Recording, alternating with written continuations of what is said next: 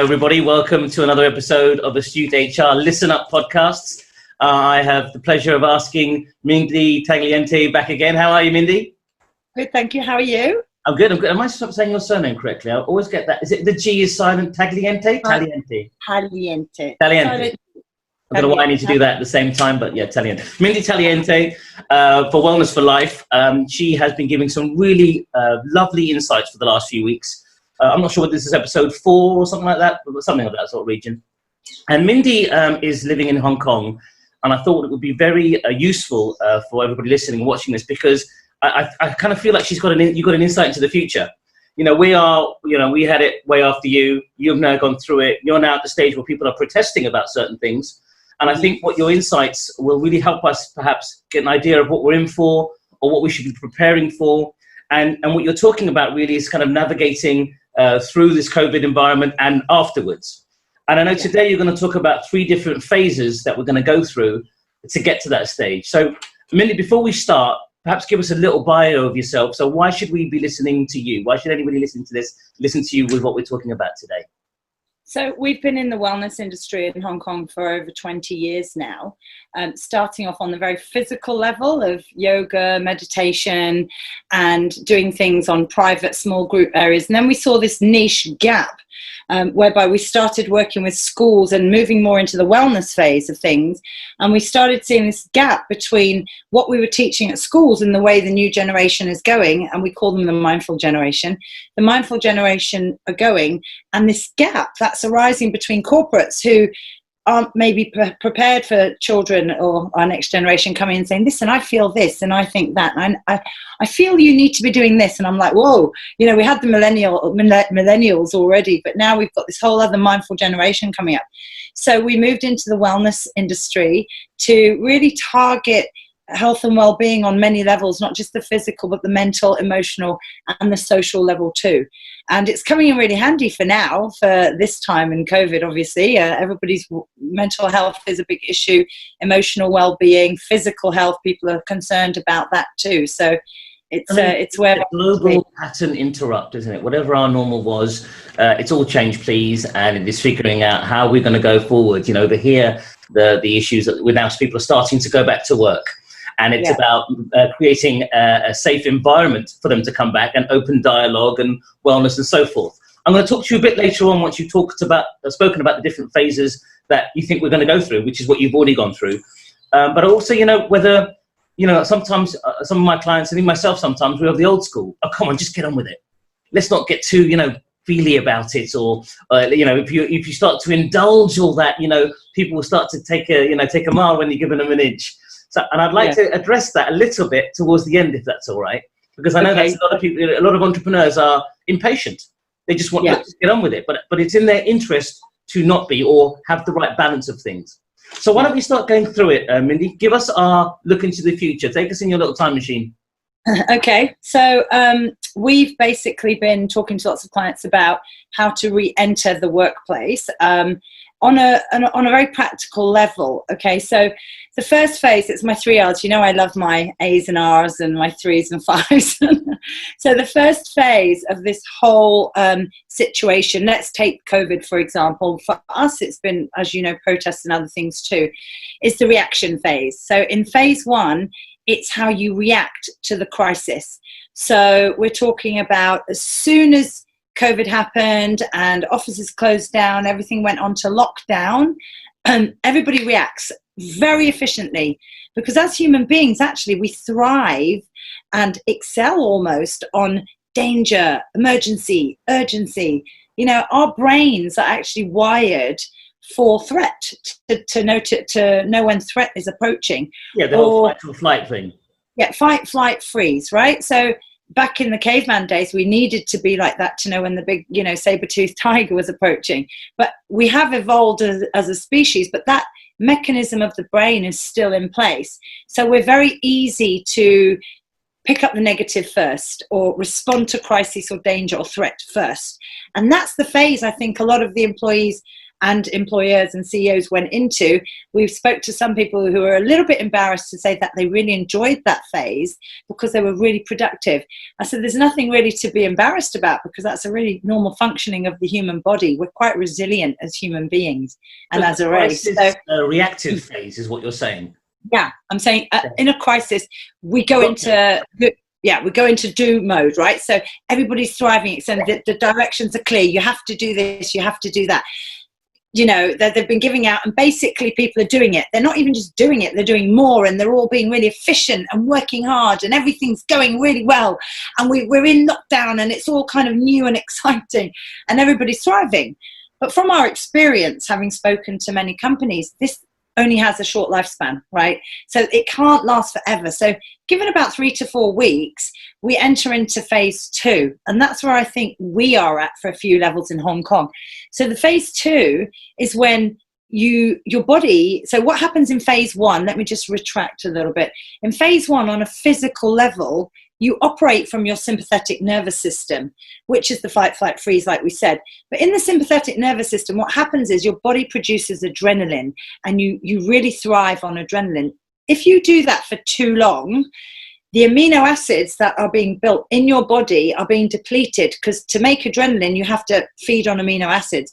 And those amino acids are meant to be making protein for your body. So on a very physiological level, when you've done that for too long, let's say a period of 3 or 4 weeks, you start feeling depleted.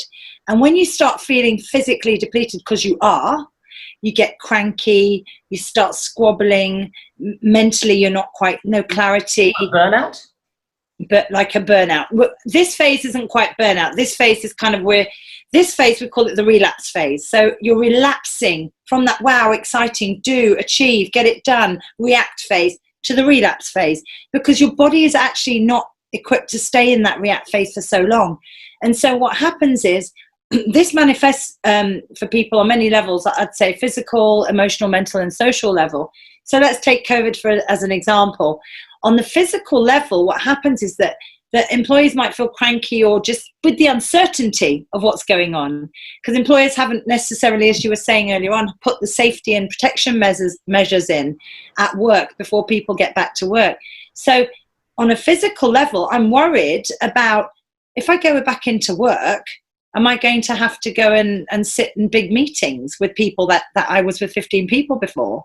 Or, yeah. or you know, in close You're not proximity. allowed to cough, by the way, okay? I'm sorry. Well, that might have something to do with the fact that we were laughing a lot earlier on. But anyway, so yeah, basically on a physical level, it looks like that. You're worried about your physicality. Has my company put in health and safety measures around the COVID, for example? Will my company let me know if somebody contracts the virus? If I start to fall sick, am I supposed to be will my company enforce me to take a test? And if so, will that be kept private and confidential? So all these little things on a physical level that start to impact your performance, your motivation, because you're thinking about them. On a mental level. I'm sorry, I'm surprised you're saying you're in the relapse stage. I would have thought the UK is in that. Because what seems to be happening here is people are getting a bit fed up of it. People are still going out on the bank holidays, or, you know, over here it's still very much, please don't go out, please don't do that. They're still requesting the public to do that, rather than it being a demand, perhaps in other countries that have been successful. So even in Hong Kong, I think everybody just shut the doors, stayed in. So I think relapse here, I think that's what they're worried about here. The government is making some, putting their foot down, and then people just sort of rebelling against it and not understanding or realizing the damage that their approach is doing. So when you say you're in the relapse stage, you've gone through the part where we're kind of fed up about it. Now they're going back to work and actually facing protests about things because they are just fed up of the whole thing. So that it's a slightly different phase than we're at, but it's the same relapse phase. Is that what you're saying? So I'm talking more on a kind of work level, not really an emotion level, because I don't think we've relapsed. Right. In fact, I think we on a personal and social level, we've progressed here, because now we're out. I was out the other day and the bar area and everything was just heaving. I mean, I've never seen Hong Kong buzzing so much. And that it was just heaving, people everywhere. So on that level, but I'm talking on a work level. Excuse me. You're not allowed to sneeze. It's because you're not. Talk about COVID and you start sneezing. I've got the door open, that's why. Anyway. Yes. So basically on that level, I think we're not relapse, we're coming to the rebuild, which I'll get to in a minute, phase, actually, where employers have been approaching us and we're giving them some strategies or tips of how to rebuild now back in the workplace. So Yes. Going back to the relapse phase, you've got the mental level of mental health issues, where if companies are proactive in, let's say, appointing somebody who is a mental health expert, a trusted person in the workplace that employees can go to when they feel like they're mentally deteriorating or they've got concerns, that's a really sensible thing to do, because Yes. not only will employees feel supported, but it's a company being proactive to look after the mental health of their employees, especially now. And then there's also other things that play on your mind, like, and this comes back to how many conversations we've had about clear communication. And this comes back to where where employees might be coming back to work and not knowing whether, right, I've got to work rotational days and do I get paid for that? Or am I going to be asked to take off certain days or one day a week unpaid? Do I have a choice in that? You would know this being an employment lawyer. Do I have a choice in that? Am I allowed to say no? What happens if I do say, I'm sick, I've used up all my sick leave because I've been told to, but what if I'm sick another time? Do I have to take unpaid leave? Or all these little questions that will be affecting people mentally to not engage in what they're supposed to be doing, or where they could be actually putting their efforts to rebuild. It makes total sense, because by doing that, employees are more aligned with you as an employer, because they see that you have their interests at heart, and by being aligned, they're likely to be more into their work, because it's that connection. It's not just clock in, clock out sort of thing, and you're understanding what their concerns are. Have open forums, or an open door policy, albeit with whatever measures you need to have in place to make sure that things are still safe. But you're absolutely right. You just need to get them aligned. Is what I would think you're saying in a sentence. You can't rebuild unless you're aligned. You have to have strong foundations with any building, right? And if those foundations are wobbly, then nothing's going to rebuild. So I think like for us, for example, here, an example that people in the UK and employers might want to think about. I'm not sure how your policy of going back to school hasn't happened yet, whereas we started school again last week, but with government measures, it was this kind of slow re-entry into school. So some schools have enforced 3 full days a week, rotating with other year groups. So Monday, Wednesday, Friday, and the other year groups come in on Tuesday, Thursday. Yes. Other schools have chosen to go half day every day of the week. So if that's what happens to you and you've got children in the UK, and you're expected to go back to work full time, how does that work and play out? Is your employer able to support you to say, okay, listen, just parallel and mirror your children at school 3 days a week, stay at home 3 days, or whatever, sorry, the other way around. Yes, yes, I totally mean. And so putting those measures in place as an employer and supporting the emotional well-being of your employees is as important, right? And then we come to the social aspect, which is exactly what I was saying. For example, being in those larger groups, traveling abroad, or maybe, hot desking. I used to hot desk, but I don't actually want to sit at that desk anymore because of course. Can I please change? All these measures that people, I don't think, take into account, because they're just trying to think about how to get back on track, right? Which then brings me, and that phase on your physical body, what happens is you move into the parasympathetic nervous system, which is your relaxation response to the body, because you automatically have to. And so you get a bit lethargic, you get a bit like, don't really want to do.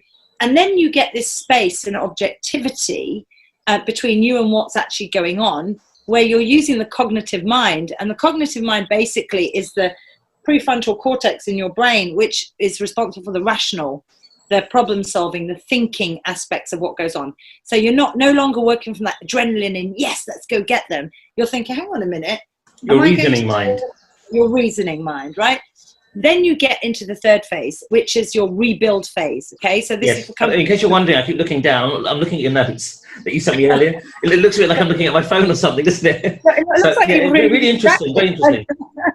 Say again. I said it looks like you're really distracted. No, I'm looking at your notes. They're really well set out, actually. Yeah.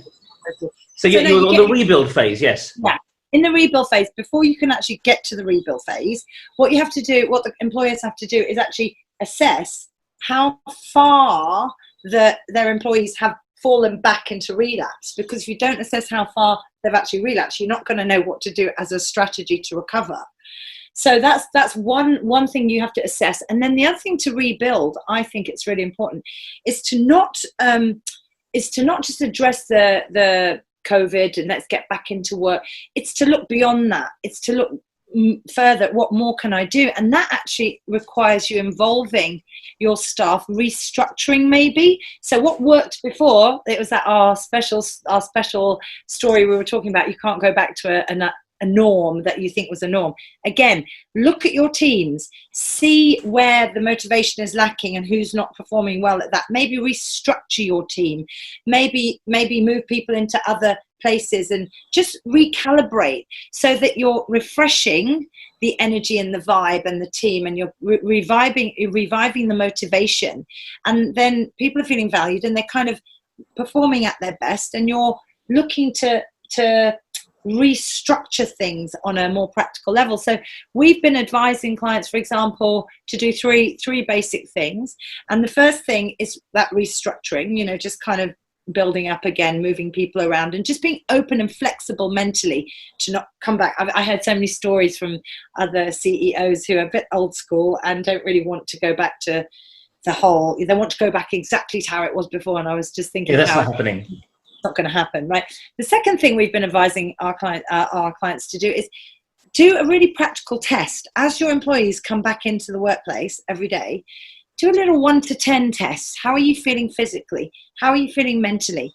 How are you feeling socially? And how are you feeling emotionally? That way, employers can gauge, managers can gauge how their staff are feeling, and they'll know day by day how to move them around. Example, Mr. X is feeling socially on a scale of 1 to 10, really anxious and nervous up to 9 today. So you're not going to put Mr. X in the meeting room with Mr. Y and Z in close proximity. So it's just being really practical about gauging where your employees are at so you can get the best out of them. How does that work, Mindy, in practice? Because if you've got a few staff, that's fine. I understand that approach because it's a one-to-one scenario. That's quite a lot. If you've got a lot of staff, I don't know, let's say not really a lot, let's say you've got 20, 30, 50. To do that wellness check with every individual, how, you know, I'm not sure how that works in practice, which brings me to my question at the very beginning, which you've kind of answered, to be honest, but let's just explore it anyway, which is the old school thinking would be, look, just get on with it. Yes, I know it's a crappy environment. It is what it is. Now suck it up and get on with it, because we need to get on with the job. And I'm being a little bit insensitive in the way I'm saying it, but at the same time, look, let's just, you know, the more I fuel your emotion and allow you to be concerned about things that you shouldn't be, the worse it gets. But, you know, your answer was, well, let's just talk to them. Let's make sure it's clear. And that's where the skill is, isn't it? That's where you can help, actually. Yeah, that's right. And here's where I was saying that at the beginning, you don't just aim to go back to the norm, right? So don't just aim to rebuild, aim to excel, aim to go beyond the rebuild, right? So get your staff involved in that. Don't just think that your way, going back to the norm, is the right way. Okay, so get them involved in the decision making. What do you think is a really good way? We're at this point. This is X, this is Y, this is Z. How can we get to ABC, you know, and bring them into it? So you're not only valuing them, self-esteem goes up, productivity rises, morale improves. Not only that, but on a nervous system, it's really interesting, the analogy I made the other day of you've got to aim higher than the norm. It's exactly the same with your nervous system. When you're in the right side of your nervous system, operating from fight, flight, freeze so much, to come back to balance, you can't just go to the left. You've got to go right down to the left to then recalibrate and come to the middle.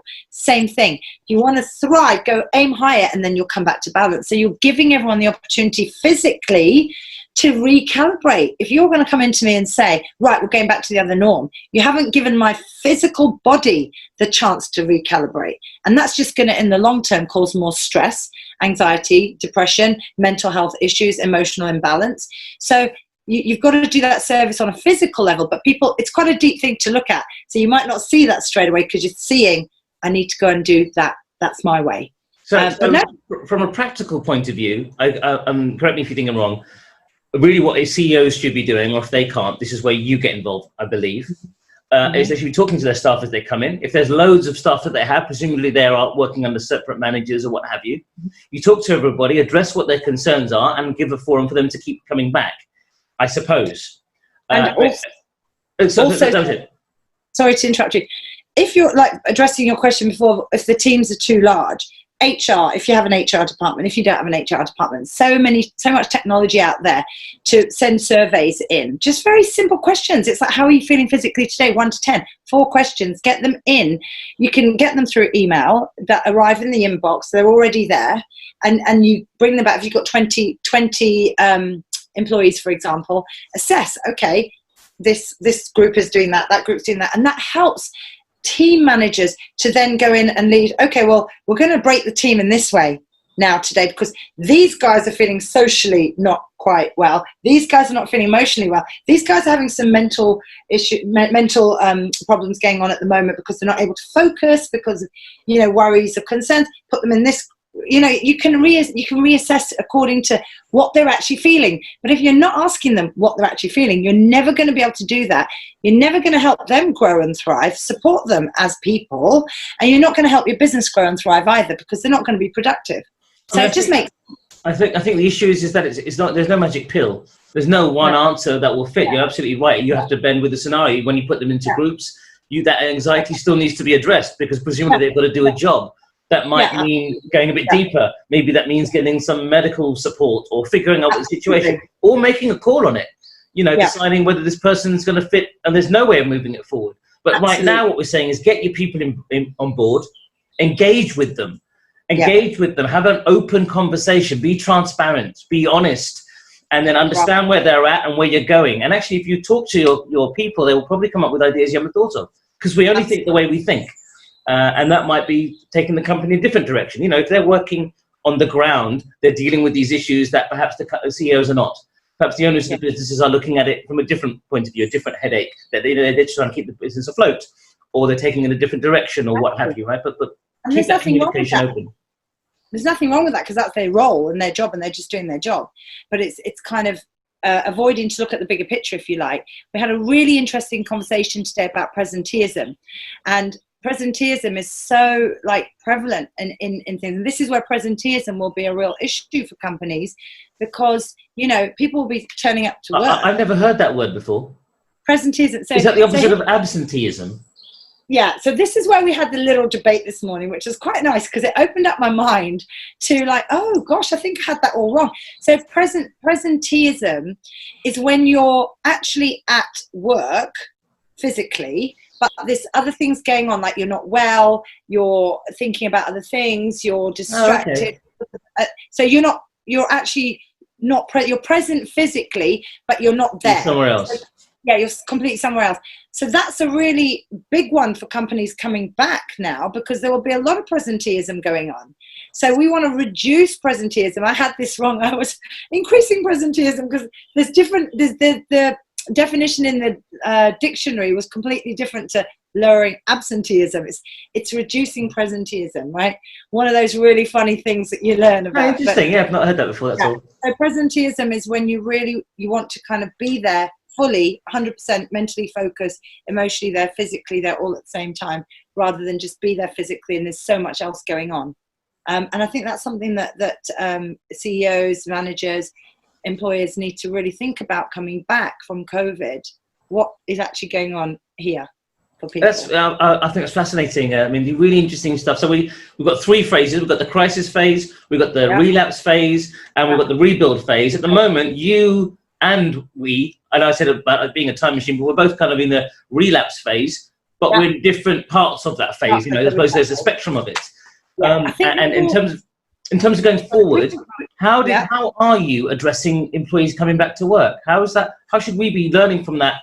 So we don't do the same mistakes. What should we be doing?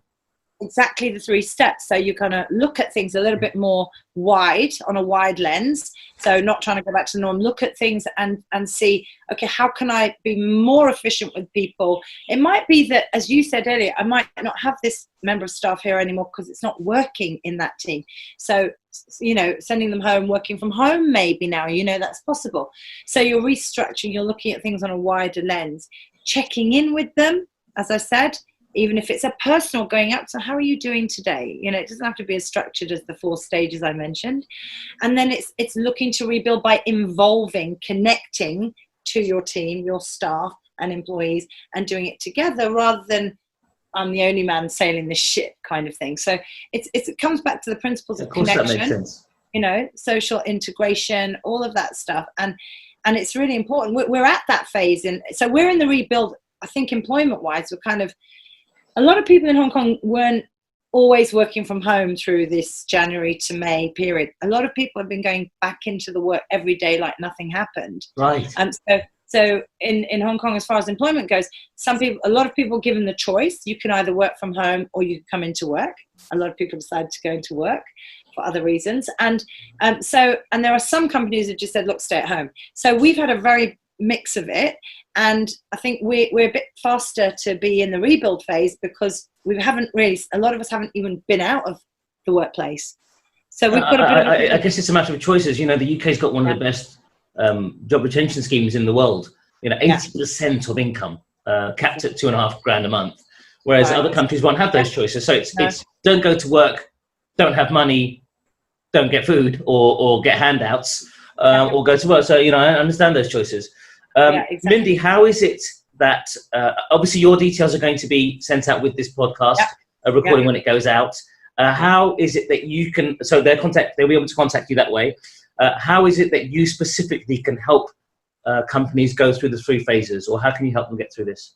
Okay, so we're currently doing webinars. We can do our courses through webinar, online, through courses. So because we're now kind of dealing with a global pandemic, it's not just Hong Kong based. So we have that ability to connect companies all over the world that might need help restructuring, and the 3 phases I said, reframing and just guidance on mental health, emotional well-being, of how we can support their employees, their teams, and what we can do for them by first obviously assessing what needs to be done, because different people in the team might not need the same things, and how we can really pull your workforce up to its maximum level post-COVID, and take the COVID example, for us it's the protest, to really just, as I said, thrive, go beyond, go and be the best you can be, because no change ever happens from just sitting happily at your desk. It happens in crisis. When you say webinar, do you mean you do training online, or do you mean you do live online like we're doing together? Like we're doing now. There's an interactive thing rather than sort of training videos or anything like that. No. So there's actually guidance as well, online courses. So at the moment, we're just filming one of our post-COVID back to work courses, and that's a 5-part course, so that'll be available soon. And then we are also doing webinars like we're doing. So if we're doing a Zoom call with 30 people or whatever it is, and we're doing a training like we would be in person, but a lot of companies are still not allowing outsiders to come in, you know, until we have this second phase lifted. So if the first step should really be them contacting you, you would set up something like this, find out what their requirements are, and then figure out those next steps going forward. It's really simple as that, isn't it? Yeah, exactly. Mindy Tagliente, thank you very much. Wellness for Life. We'll see you again next week, no doubt. We will. We'll see you again. Thank you. Have a good day. And you too, everybody. Thank you very much for listening, and see you again soon. Bye for now.